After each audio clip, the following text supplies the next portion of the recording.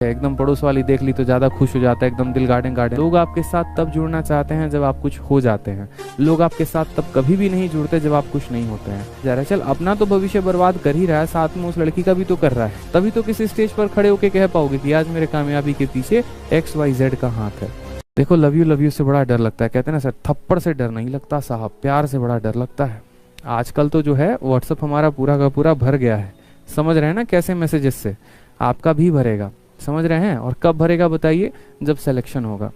ठीक है, जीवन में मेरी एक बात हमेशा ध्यान रखिएगा, लोग आपके साथ तब जुड़ना चाहते हैं जब आप कुछ हो जाते हैं। लोग आपके साथ तब कभी भी नहीं जुड़ते जब आप कुछ नहीं होते हैं। मुझे पता है एक वक्त ऐसा था मेरे लाइफ में जब मैं सबसे अकेला था, जब लोग मुझे छोड़ कर जा रहे थे।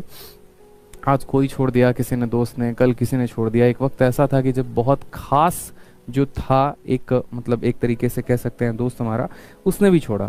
लेकिन आज एक ऐसा वक्त है कि हज़ारों प्रपोजल्स हैं व्हाट्सएप पे, डेली आते रहते हैं, सैकड़ों मैसेजेस, इनका उनका उनका, और फ़र्क नहीं पड़ता है।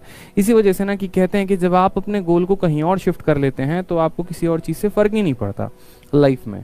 ठीक है, तो ये बहुत मायने होता है आपके। जब जीवन में आप एक पल में एक सफलता प्राप्त कर लेंगे ना, एक ऊंचाई पर आप पहुंच जाएंगे, तो ये सभी चीज़ें आपको छोटी छोटी लगेंगी, इनके कोई मायने नहीं होते हैं लाइफ में। ठीक है, आप अपने जो गोल है उनको कहीं और शिफ्ट करिए। अभी जैसे बच्चों वाला उम्र होता है, आप लोगों का भटकाव बहुत ज़्यादा होता है, ये है वो है, ठीक है, एकदम पड़ोस वाली देख ली तो ज़्यादा खुश हो जाता है, एकदम दिल गार्डन गार्डन। बट ऐसा नहीं है मेरे भाई, इन चीज़ों पे फोकस ही मत किया करो। ठीक है, पड़ोसी ने क्या बोला या पड़ोस वाली ने क्या बोला, ठीक है, फोकस जो है अभी अपने सपने पर करो, अपने ड्रीम पर करो। एक बार इसके ऊपर फोकस कर लिया तो फिर तो बहुत चीज़ें लाइफ में आनी बाकी है। ठीक है, कभी भी यूपीएससी वालों को देखना एक बात कि यूपीएससी वालों का जो ये मतलब एक तरीके से जो ये इलू इलू वाला सीन होता है ना, पहले नहीं होता। आप अक्सर देखेंगे यहाँ पर कि वो पहले अपने ड्रीम को अचीव करते हैं, जो आईएएस बनना होता है, आईपीएस बनना होता है, आईआरएस बनना होता है, बनते हैं। फिर उनकी जो असली स्टोरी शुरू होती है ना, वो लबासना से शुरू होती है। बोलोगे सर लबासना क्या है? तो Lal Bahadur Shastri national academy of administration ऐसे करके है, जहाँ पर यूपीएससी वालों की ट्रेनिंग होती है। जब वो ट्रेनिंग सेंटर्स में जाते हैं तो उन्हीं की तरह कई सारे लोग मिलते हैं।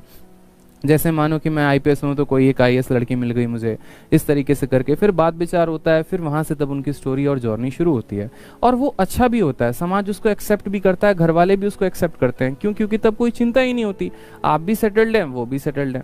समझ में आ रहा है बात मेरे? लेकिन अभी जो है ना, ये पूरा का पूरा ये जो कहानी चलता है ना, मतलब ये बहुत बेकार है। मतलब मैंने कई देखा है कि पटना में मैं जब गया था, पटना में अधिकतर जो है यहाँ पर बच्चे रूम तो ले लिया है, कमरा ले लिया है, घर से किराया मंगा रहे हैं, पैसे मंगा रहे हैं, ठीक है, और घंटे घंटों तक फ़ोन पे लगे पड़े हैं। अगर बेटा तू एक बात बता, घंटे घंटों तक तू जो है व्हाट्सअप पे लगा है, फ़ोन पे लगा है, तो पढ़ क्या रहा है मुझे ये बता ज़रा। ठीक है, अपने आप से पूछता है पहले कि भविष्य तेरा कहाँ जा रहा है? चल, अपना तो भविष्य बर्बाद कर ही रहा है, साथ में उस लड़की का भी तो कर रहा है।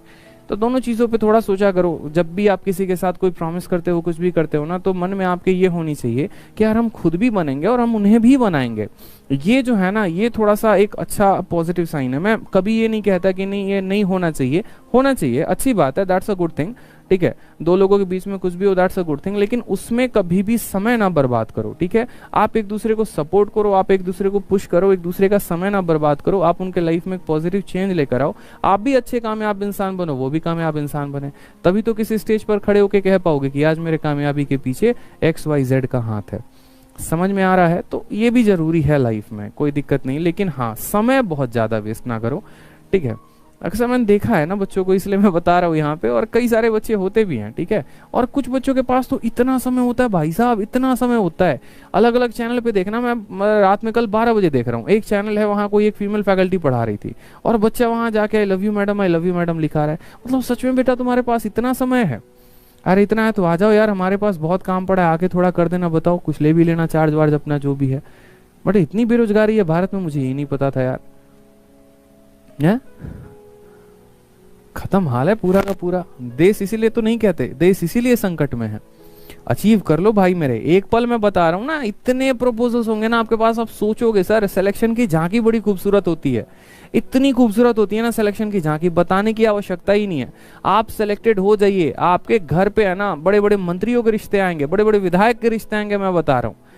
क्योंकि लोग रिश्ता उन्हीं से रखना चाहते हैं जो यहाँ पर एक तरीके से सज्जन हैं, एकदम सभ्य हैं, जो समाज में एक अच्छा रिश्ता होल्ड करके, एक अच्छा पोजीशन होल्ड करके रखते हैं। फिर आपको तो कहने की जरूरत ही नहीं है किसी से।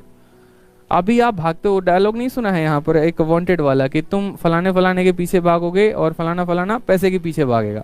तुम पैसे के पीछे भागोगे, वो फलाना तुम्हारे पीछे भागेगा, वही कहानी है।